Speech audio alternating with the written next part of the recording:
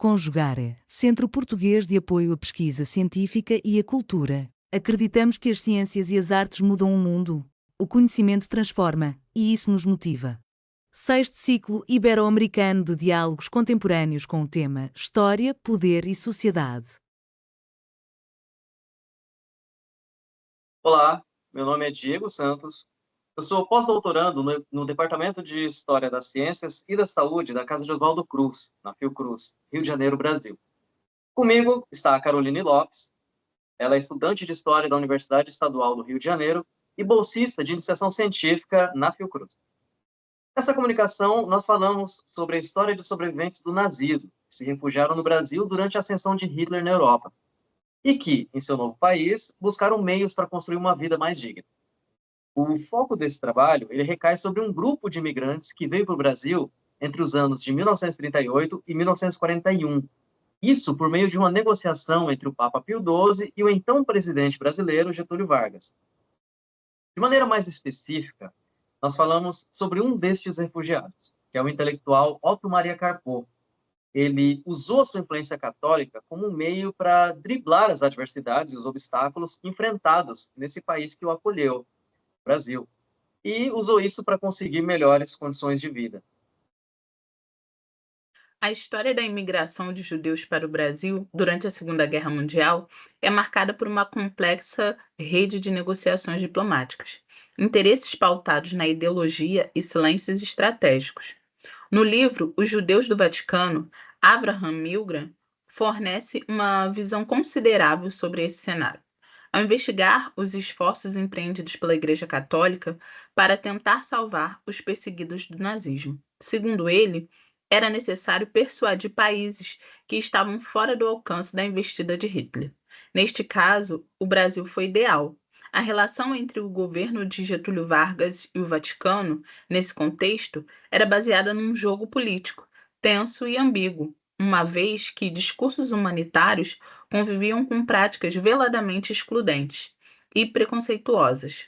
Durante a década de 1930, o Estado Novo demonstrava certo alinhamento às ideias nacionalistas autoritárias, tendo como base regimes europeus. O governo de Vargas flertava com noções de eugenia e temor à infiltração estrangeira. No que tange aos judeus, o medo era de suas índoles e da não aculturação ao projeto de Brasil que se pretendia formar. Contudo, a política migratória brasileira era muito restrita e não deixava claro em sua formação legal o seu viés antissemita. E como afirmam os historiadores Fábio Koifman, Maria Tucci Carneiro e Cristiana Facchinetti, na prática era severamente restritiva ao modelo ideal de imigrante formulado por eles, para atender às demandas ideológicas. Com a chegada de Oswaldo Aranha ao Ministério de Relações Exteriores do Brasil, isso em março de 1938, essas restrições elas foram minimamente flexibilizadas, pelo que o historiador Fábio Koifman chamou de a janela aranha. Uma das possibilidades de imigração permitidas por essa janela tratava-se da concessão de vistos a parentes ou cônjuges de judeus que já residiam legalmente no Brasil. Essa concessão ela era realizada a partir das cartas de chamada, que eram documentos nas quais uma família já residente no Brasil declarava uma garantia de que o imigrante teria apoio e auxílio ao chegar aqui.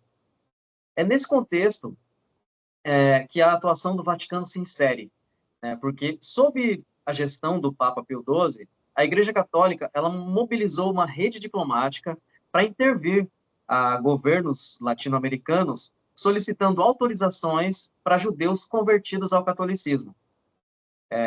Também, segundo Abraham Milgram, a diplomacia do Vaticano ela buscou apresentar essas pessoas não como judeus, mas como católicos não arianos. Esse método ele visou contornar um provável preconceito estatal que se instaurava a adesão de populações sem vínculos com o catolicismo ou com a tradição cultural ocidental cristã. Milgram ele demonstra como, no Brasil, a Santa Sé tentou utilizar os laços históricos entre o catolicismo e o Estado brasileiro, justificando que acolher esses refugiados seria um gesto de caridade cristã e que era condizente com os valores da Igreja. Da negociação entre o Papa Pio XII e o governo brasileiro, foi autorizada a entrada de 3.000 católicos não arianos no país. Destes 3.000, a Embaixada do Brasil no Vaticano se responsabilizaria pela distribuição de 1.000 vistos para a imigração, enquanto a distribuição dos outros 2.000 vistos ficaria a cargo da Embaixada Brasileira em Berlim. O acordo, no entanto, foi ignorado por Ciro de Freitas Vale, que foi embaixador brasileiro na Alemanha entre 1939 e 1942 e que era contra a entrada de judeus no Brasil. Por conta dessa atitude, aquela cota que autorizava a entrada de 3.000 refugiados em território brasileiro, cerca de 1.000 pessoas conseguiram, de fato, a autorização. O autor Abraham Milgram é assertivo ao demonstrar, em seu livro, que, entre 1939 e 1942, o Brasil autorizou a entrada de milhares de judeus. Porém, essa quantidade se torna ínfima diante da demanda e proporção da catástrofe em curso na Alemanha. A postura seletiva do governo brasileiro se revela, na prática, uma forma de preservar sua política de fechamento migratório, ao mesmo tempo em que mantinha uma fachada diplomática favorável diante da Igreja e da comunidade internacional. O Brasil torna-se, portanto, um exemplo das contradições praticadas por regimes ambíguos que buscavam conciliar a imagem externa e a ideologia interna. E é nessa conjuntura que a história de Otto Maria Carpo ganha ainda mais significados, né? Ele nasceu em Viena, em 9 de março de 1900, e o nome dele, na verdade, era Otto Karpfen, o nome de nascimento. E Otto Karpfen nasceu numa família judia, de classe média, mas ele se converteu ao catolicismo em 1933.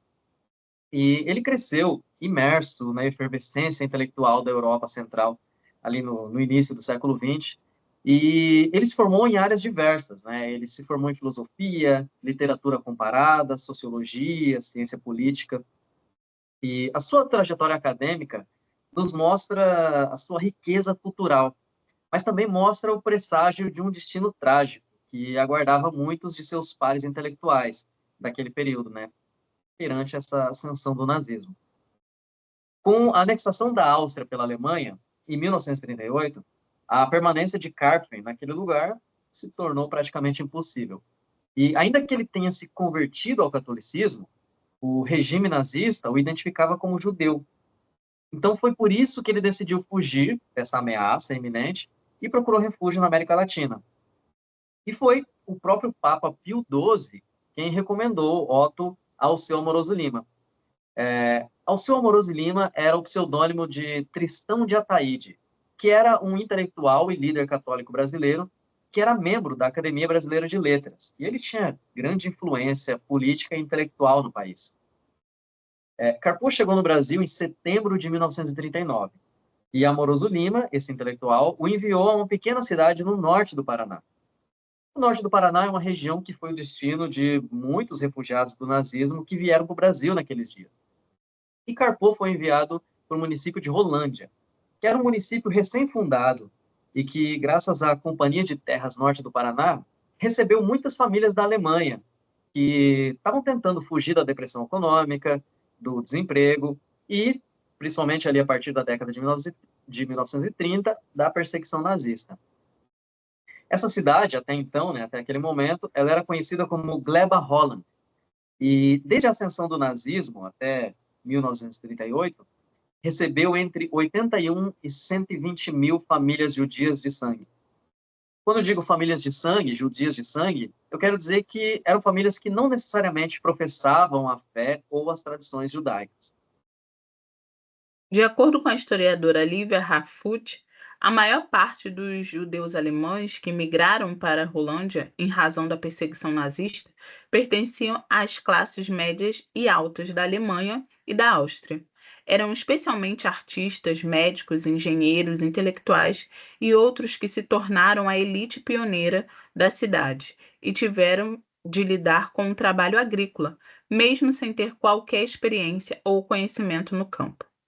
Mas a realidade que Carpo encontrou estava longe de ser acolhedora. O município ainda passava por uma fase de colonização e as condições eram precárias. Em uma dissertação de mestrado intitulada Um Crítico entre dois Mundos, o pesquisador André Rosa Júnior fala sobre a vida e obra de Carpo e traz algumas cartas que ele escreveu a Amoroso Lima e que nos ajudam a entender sua relação com um lugar naquele momento. Em uma carta datada de 8 de dezembro de 1939, o intelectual expressou sua frustração. Abre aspas. Aqui eu vivo em um casebre de madeira e por pouco não passo fome. Fecha aspas.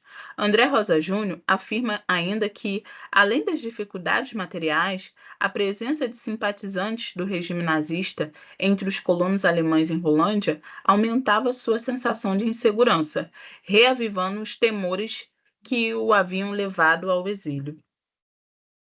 E é nesse momento que Carpo ele busca usar novamente a sua influência católica. Numa carta que ele escreveu a Amoroso Lima, em 1939, ele criticava, num profundo tom de ironia, a maneira que a sua expertise intelectual fora subestimada no Brasil. Eu vou ler um trecho da carta e a gente pode perceber nela como Carpo ele não fala somente como escritor e literato, mas como católico. Ele evoca também essa autoridade papal. Abre aspas.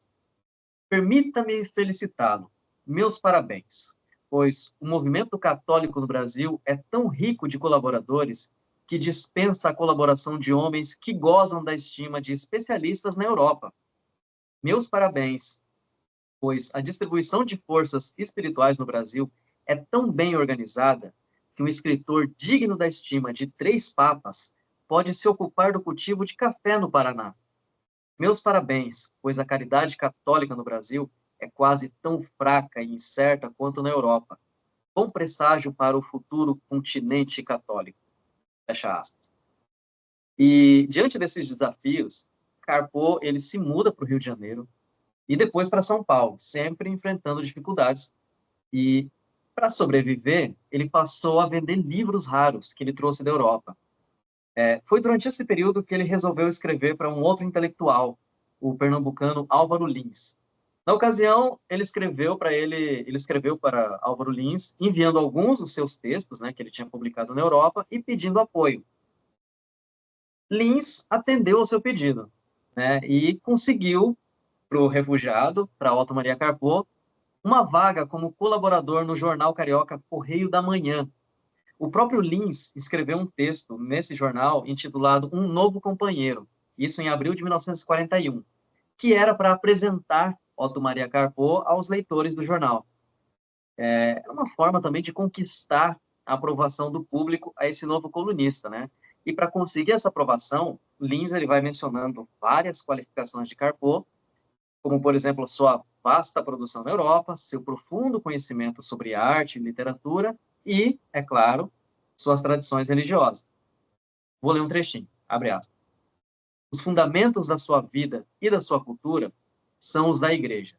E um homem católico há de ser, antes de tudo, um espírito ecumênico. Fecha aspas. Essa oportunidade marcou o início de uma prolífica carreira como crítico literário no Brasil.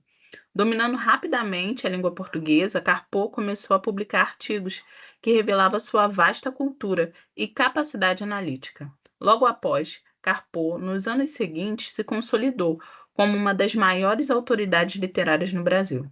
Sua obra História da Literatura Ocidental é até hoje uma das obras mais abrangentes já escritas sobre o tema em língua portuguesa e apresenta autores que eram pouco conhecidos pelos brasileiros, como o caso de Franz Kafka. E com uma profunda sensibilidade crítica, Carpo ofereceu ao leitor brasileiro uma ponte com o pensamento europeu. E é isso. O que nós apresentamos aqui hoje é só um pequeno fragmento da vida de Otto Maria Carpo, que nos ajuda a pensar a relação com a Igreja Católica, e como esta relação permitiu a esse refugiado não apenas a sobrevivência, mas também se tornou uma ferramenta para que ele pudesse conseguir apoio das redes sociais locais, a fim de se reinventar no exílio e conquistar novos espaços entre a intelectualidade brasileira. Esse trabalho, é claro, visa também somar a historiografia dos refugiados do nazismo no Brasil, além de promover novas reflexões sobre o papel da Igreja Católica nesse contexto. Muito obrigado. Realização, Conjugare, Centro Português de Apoio à Pesquisa Científica e à Cultura. Inscreva-se no canal, comente, curta e compartilhe. Obrigado por assistir.